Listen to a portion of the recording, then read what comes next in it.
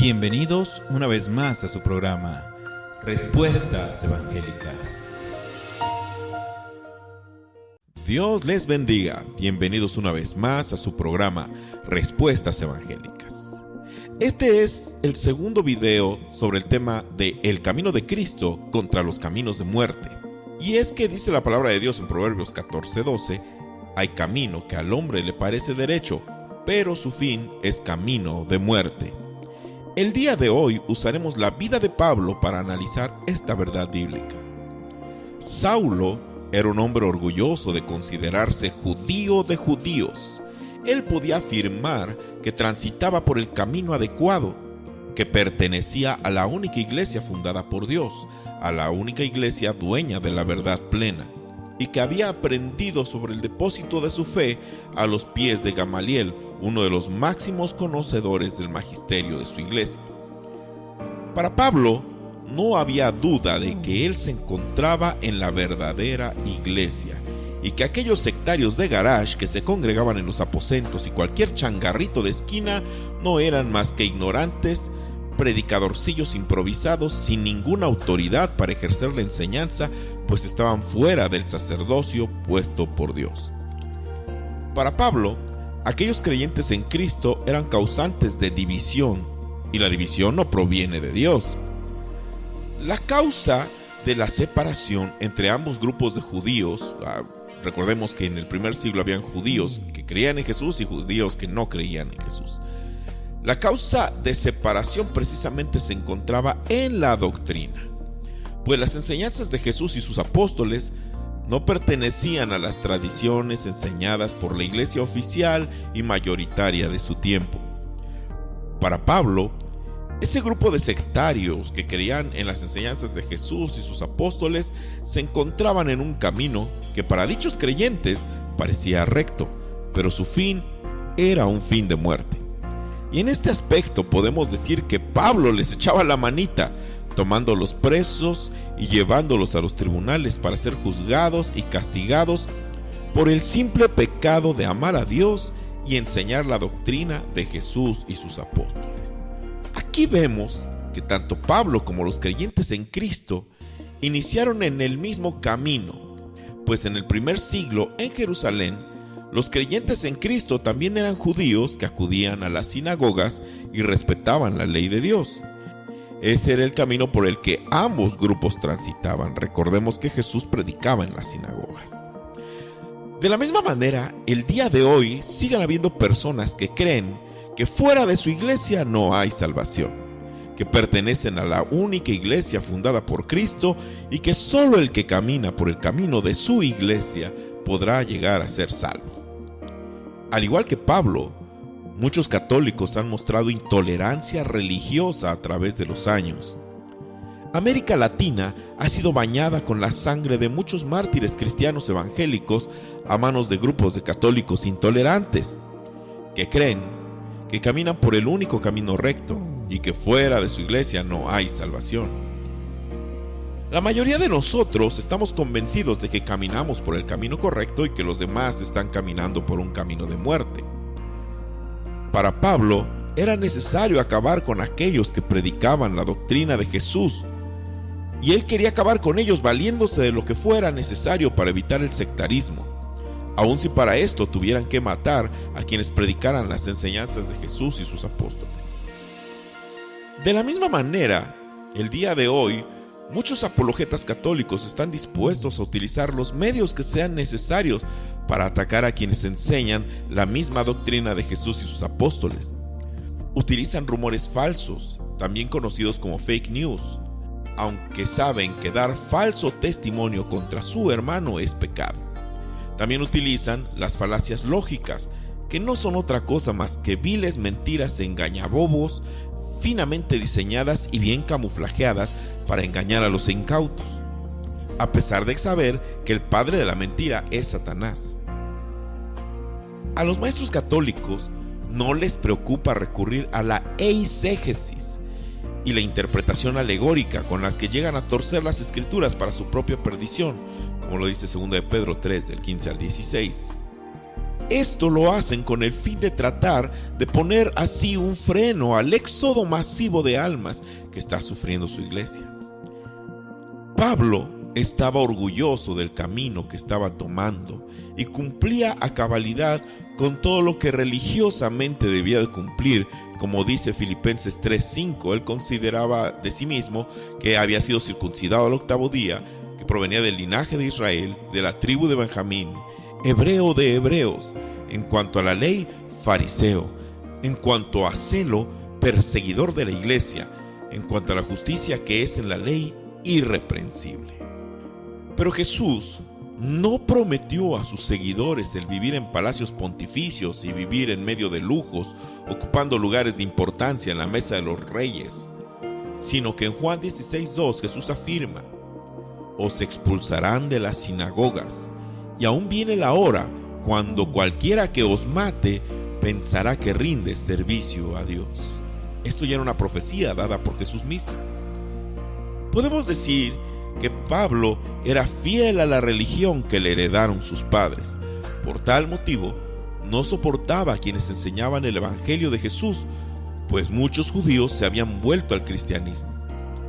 Por tal razón, se dedicó a perseguir a la iglesia de Cristo, y esto lo podemos leer nosotros en Hechos 9, del 1 al 2, donde dice: Saulo, respirando aún amenazas y muerte contra los discípulos del Señor, vino al sumo sacerdote y le pidió cartas para las sinagogas de Damasco, a fin de que si hallase algunos hombres o mujeres de este camino, los trajese presos a Jerusalén. Pues ya que Pablo pensaba que este camino era un camino que los conducía a la muerte. Para esta narración acerca de la vida de Pablo, hablaremos de Hechos capítulo 9, iniciando por el versículo 3, donde dice: mas yendo por el camino, aconteció que al llegar cerca de Damasco, repentinamente le rodeó un resplandor de luz del cielo. Cristo viene al alma en luz, pues Él es la luz del mundo, como lo dice Juan 8:12. Y Jesús le dijo: Saulo, Saulo, ¿por qué me persigues? Esto lo vemos en el versículo 7. La pregunta de Cristo resuma cierto grado de tristeza, de mansedumbre, de afecto y de compasión. Jesús le pregunta: ¿por qué me persigues? Pablo estaba persiguiendo a la iglesia, aquel hombre al que Dios le había dado la oportunidad de ser el más letrado, de ser un hombre con ciudadanía romana, de ser un hombre que conociera todas las culturas que rodeaban a su nación, que conociera las culturas griega, romana, hebrea. Saulo pensaba que perseguía a un grupo de personas pobres, a un grupo de personas débiles y sin conocimiento, sin percatarse de que era a alguien del cielo a quien realmente estaba persiguiendo en ellos. ¿Qué es lo que Pablo responde? ¿Quién eres tú, Señor? Convicto en su propia conciencia, el que hasta hace poco blasfemaba de Cristo, le llama ahora Señor. De inmediato obtiene la respuesta del Señor, que le dice: yo soy Jesús, a quien tú persigues. A lo que Pablo respondió: ¿qué quieres que yo haga? El Señor le da una instrucción general sobre lo que debe de hacer de inmediato. En el versículo 6 leemos: ahora levántate y entra en la ciudad. Ahí se te dirá lo que tienes que hacer. Aquí debemos destacar tres cosas. Primero, que Pablo escuchó la voz del Señor. Bien dice la palabra de Dios: la fe viene por el oír, y el oír por la tradición de la iglesia. No, eso no lo dice. Ok, entonces dirá: la fe viene por el oír, y el oír por el magisterio de la iglesia. No, creo que eso tampoco lo dice. No, lo que dice la palabra de Dios en Romanos 10:17 es: la fe viene por el oír, y el oír por la palabra de Dios. El punto número 2. Pablo se dio cuenta que estaba equivocado acerca de aquel camino que tanto criticó, que aquellos creyentes que enseñaban la doctrina de Jesús y sus apóstoles estaban en el camino correcto, estaban en el camino que conduce a la vida descrito en Mateo 7:13. El punto número 3 es que ahora este judío de judíos que aprendió a los pies de Gamaliel, ese judío que estudió las culturas de su tiempo y que hablaba diversos idiomas, ahora finalmente ya estaba preparado para caminar por el camino correcto. En Hechos 9, versículo 10 en adelante, nosotros podemos ver a Jesús hablando con un discípulo llamado Ananías, quien, enviado por el Señor, oró por Pablo, al que finalmente se le cayeron las escamas de los ojos y puso su vida al servicio de Jesucristo. En esta porción de la Escritura debemos analizar que Ananías era considerado un discípulo del Evangelio. Y es muy importante que notemos esto. Pablo, para encaminarse hacia el camino correcto, acudió a hablar con un verdadero discípulo del Evangelio. ¿Cómo podemos nosotros reconocer a un verdadero discípulo del Evangelio? Leamos Juan 8:31. Dijo entonces Jesús a los judíos que habían creído en él: si vosotros permaneciereis en mi palabra, seréis verdaderamente mis discípulos. Para ser verdaderamente discípulos de Cristo debemos permanecer en su palabra. Si creemos que Jesús es Dios, debemos aceptar que para ser verdaderos discípulos debemos permanecer en la palabra de Dios. La palabra permanecer, utilizada en esta porción de la Escritura de Juan 8:31, es la palabra meno, y significa mantenerse en el lugar, permanecer.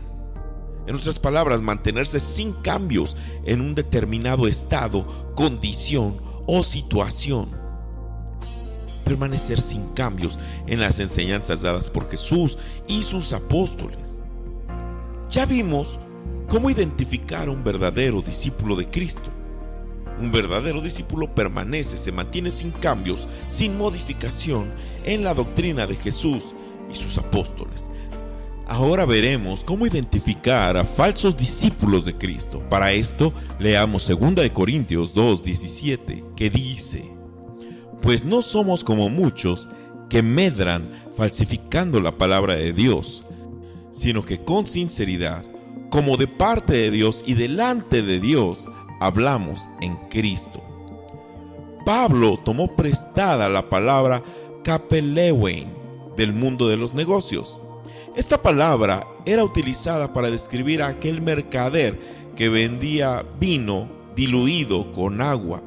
Pablo usa el vocablo mercachifles para referirse a aquellos predicadores itinerantes que vendían como mercancía un evangelio que no era más que agua. ¿Con qué se adultera el vino? ¿Se adultera con vino de la misma calidad? Por supuesto que no. El vino se adultera con agua o, en su defecto, con vino muy diferente en calidad al vino original. La palabra mercader que se usa aquí es para describir a aquellas personas que diluyen la verdadera doctrina enseñada por Jesús y sus apóstoles. La diluyen con doctrinas que ellos jamás enseñaron. Si tú crees que caminas por el camino correcto, entonces debes estar seguro de ser verdadero discípulo de Cristo y que tu doctrina permanece sin cambio, sin modificación en las enseñanzas de Jesús y sus apóstoles. Pero si defiendes doctrinas que ni Jesús ni sus apóstoles enseñaron, entonces no puedes considerarte un verdadero discípulo de Cristo. La Iglesia Católica proclama ser la única iglesia que Cristo fundó, pero enseña doctrinas que Cristo nunca enseñó. Y en la aritmética nosotros podríamos decir: diferentes doctrinas es igual a diferentes iglesias. Los evangélicos, por nuestra parte, buscamos permanecer en las doctrinas enseñadas por Jesús y sus apóstoles, pues sabemos que en la aritmética, mismas doctrinas es igual a misma iglesia. Otra forma de reconocer a los verdaderos discípulos de Cristo es que la enseñanza que damos los verdaderos discípulos de Cristo pueden pasar por el filtro del Antiguo Testamento. Y esto lo leemos en Hechos 17:11, que dice: estos eran más nobles que los de Tesalónica, pues recibieron la palabra con toda solicitud, escudriñando diariamente las Escrituras para ver si estas cosas eran así. A Pablo no le incomodaba que estos hombres descritos en Hechos 17 revisaran diariamente las Escrituras para ver si lo que Pablo les enseñaba era cierto. Al contrario, él recomendaba este tipo de práctica y él les llamaba que eran más nobles que los de Tesalónica, precisamente porque pasaban por el filtro del Antiguo Testamento a las doctrinas que Pablo les estaba enseñando. Nosotros como evangélicos comprendemos esto, y claro que la enseñanza del evangelio puede ir de la mano de las enseñanzas del Antiguo Testamento. Recordemos a Felipe y el etíope eunuco. Felipe le compartió el evangelio a través del rollo de Isaías. Jesús mismo predicaba usando los rollos del Antiguo Testamento. Realmente como evangélicos sabemos que de Génesis a Apocalipsis la Biblia es cristocéntrica y por eso no tenemos problemas. Pero si tú crees estar en el camino correcto, pero tus maestros se ven obligados a atacar en muchas ocasiones las enseñanzas del Antiguo Testamento, entonces deberías volverte a replantear si en efecto te encuentras en la iglesia del Señor. Los evangélicos, como lo habíamos dicho, buscamos permanecer en las doctrinas enseñadas por Jesús y sus apóstoles. Al igual que Pablo, debemos tomar el camino correcto. Pablo tuvo que tomar una decisión: seguir por la religión que le habían enseñado sus padres, siguiendo sus tradiciones y ritos, pero dejando a un lado las enseñanzas de Jesús, o tomar la decisión de seguir precisamente las enseñanzas de Jesús y sus apóstoles. Tú tienes que tomar esa decisión. Tienes que tomar la decisión de permanecer en esa iglesia con elementos de religiosidad popular o dejarla para seguir la doctrina enseñada por Jesús y sus apóstoles, evitando que adulteren esa doctrina con enseñanzas que Jesús y sus apóstoles jamás enseñaron. Este es el mensaje que quería ayudar. Este es el mensaje de continuación para ese video que hicimos hace 8 días sobre el camino de Cristo contra los caminos de la muerte. Y para terminar, quiero recomendarles que investiguen sobre lo que es la interpretación alegórica, porque finalmente la interpretación alegórica de la Biblia es un camino que parece recto, pero su fin es fin de muerte. Investiguen lo que es la interpretación alegórica. Este es un recurso que utilizan los falsos maestros. Vean quiénes fueron los que iniciaron esta interpretación alegórica dentro del cristianismo y a qué errores se pueden llegar a través de una interpretación alegórica. También les recomiendo leer lo que son las falacias lógicas para que aprendan a reconocer las mentiras engañabobos que muchos apologetas católicos utilizan para defender las doctrinas que ni Jesús ni sus apóstoles enseñaron. Y claro, al no tener respaldo en las Sagradas Escrituras, al no tener respaldo en la verdad, cuando la verdad no les apoya, pues se tienen que apoyar en el uso de la mentira, en el uso del engaño, que son las falacias. También les dejo que lean, que investiguen lo que es la eisegesis, que también es el recurso desesperado al que recurre la Iglesia Católica para tratar de sustentar doctrinas sin sustento bíblico. Si tienen dudas, les invito a dejar sus comentarios y a agregarse a la página de Apologetas Evangélicos versus Apologetas Católicos del hermano Leo Lozano, donde podrán aprender diariamente sobre temas de interés doctrinal. Si este video fue de bendición para ustedes, dejen sus comentarios. Trataremos de responderlos a la brevedad posible. Dios me los bendiga, mis queridos hermanos, y hasta la próxima.